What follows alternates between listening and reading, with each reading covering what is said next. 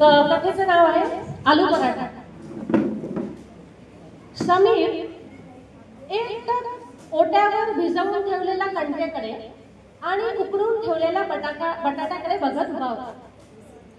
YouTube मधून recipe बघून त्याने कणकेचा गोळा भिजवून ठेवला होता आणि बटाटे उकडवून ठेवले होते. आतापर्यंतचे काम त्या मानाने कसे सोपे होते, पण पुढील चॅलेंज हे जरा अवघडच होते. कारण की ते मेन काम होते आलं मिरची लसूण असे सगळे मसाले वाटून बटाट्याचे सारण तयार करणे आणि गोळ्यात भरून त्याचा गोल पराठा लाटणे. अत्यंत अवघड प्रोजेक्ट सहजतेने पार पाडणाऱ्या समीरला हे काम अवघडच वाटत होते. पण आज काहीही झाले तरी आपल्या बाळासाठी तो हे करणारच होता. समीर, सीमा आणि त्यांचा 5 वर्षाचा छोटा मुलगा स्वप्नील नुकतेच एका सोसायटीत शिफ्ट झाले होते आणि काही काळातच कोरोनाला सुरुवात झाली आणि लॉकडाऊन लागले. सीमा ही एका बँकेत नोकरीला असल्यामुळे तिला घरून काम करण्याची परवानगी नव्हती. तिला रोज कामाला जावे लागत असे. सकाळी जातानाच ती केरवारे, कपडे, पूर्ण दोन्ही वेळेचा स्वयंपाक अशी सगळी कामे करून जातात. समीर IT कंपनीत असल्याने त्याला घरून काम करण्याची परवानगी होती. मग स्वप्नील दिवसभर बाबाजवळ राहत असे. असे जरा बरे चालले होते. पण अचानक सीमाला कोरोनाची लागण झाली आणि तिची प्रकृती खूप बिघडली. तिला ICU मध्ये भरती करण्यात आली. स्वप्नील आणि समीरची पण टेस्ट करण्यात आली, पण त्यांची निगेटिव्ह आल्यामुळे त्यांना घरी पाठवले. तरीही एक प्रिकॉशन घ्यायची म्हणून त्यांना आयसोलेशन मध्ये ठेवले होते. सोसायटी नवीन असल्यामुळे कोणी मदत करेल किंवा कोणाची ओळख आहे असं काहीच नव्हतं. आणि जेव्हापासून कळलं होतं की सीमाला कोरोना झालाय तर कोणी त्यांच्याजवळ जात सुद्धा नव्हतं. म्हणजे ते अगदीच क्वारंटाईन झालेली होती. घरात कामवाली नाही, स्वयंपाकवाली नाही. समीरला सगळे काम करणे खूप अवघड होत होते. त्याला असल्या कामाची काही सवय नव्हती. स्वयंपाक सुद्धा त्याला नीट येत नव्हता. सीमाची परिस्थिती आता बरी होती. ICU मधून ती बाहेर नॉर्मल वॉर्डमध्ये आली होती. तरीही अजून आठवडाभर तरी ती घरी येण्याची शक्यता नव्हती. पण स्वप्नील मात्र कालपासून खूप उदास होता आणि सारखी आईची आठवण काढून रडत होता. रात्री सुद्धा त्याने आई आई असा सारखा ढोशा लावला होता, पण तो झोपायला काही तयार नव्हता. समीरला काय करावे कळत नव्हते. शेवटी कसे तरी त्याने गोष्ट सांगून पहाटे त्याला झोपवले आणि मग त्याचाही डोळा लागला.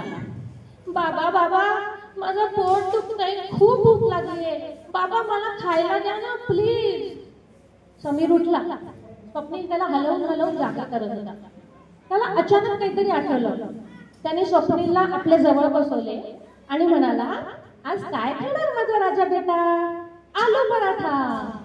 कित्येक दिवस आईची आतुरतेने वाट बघणाऱ्या आणि फक्त बेचं वरण भात आणि दूध बिस्किट याच्याशिवाय आणखी काही न खाल्लेल्या स्वप्नीलच्या तोंडून हे शब्द ऐकून समीरने त्याला पटकन जवळ घेतले आणि कडेवर घेऊन डोक्यावर हात फिरवून म्हणाला, हो करतो हो बाळा, चल. आणि त्याने समीरला उचलून स्वप्नीलला उचलून सोफ्यावर बसवले आणि आता तो किचन मध्ये शिरला आणि आता तो आलू पराठा करणार होता. समीरने कणकेचा गोळा व्यवस्थित परत एकदा मळून घेतला. बटाट्यात आलं मिरची लसूण सगळे पदार्थ नीट कालवले आणि कणकेच्या गोळ्यात बटाट्याचा गोळा भरून लाटायला सुरुवात केली. पण बटाटा आपली लक्ष्मण रेषा ओलांडून सारखा बाहेर येत होता.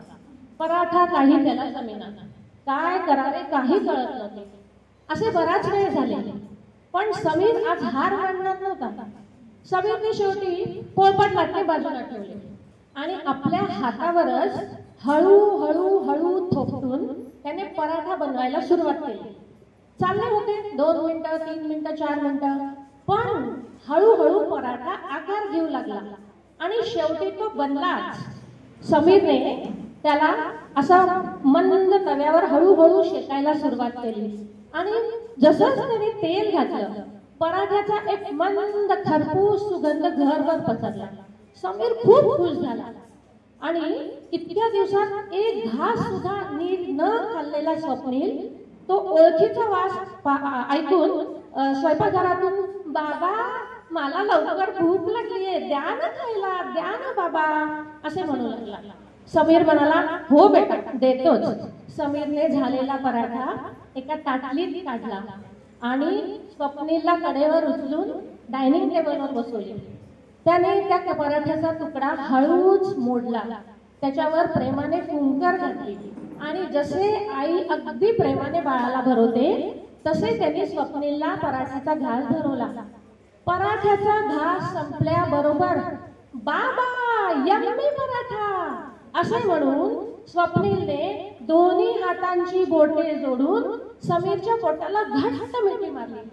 इतक्या दिवसानंतर आपल्या बाळाच्या चेहऱ्यावरचा आनंद बघून समीरला खूप आनंद झाला आणि तोच आनंद आनंदाश्रू म्हणून केव्हा त्याच्या डोळ्यातून बाहेर वाहू लागले हे त्याला स्वतःला सुद्धा कळले नाही. धन्यवाद.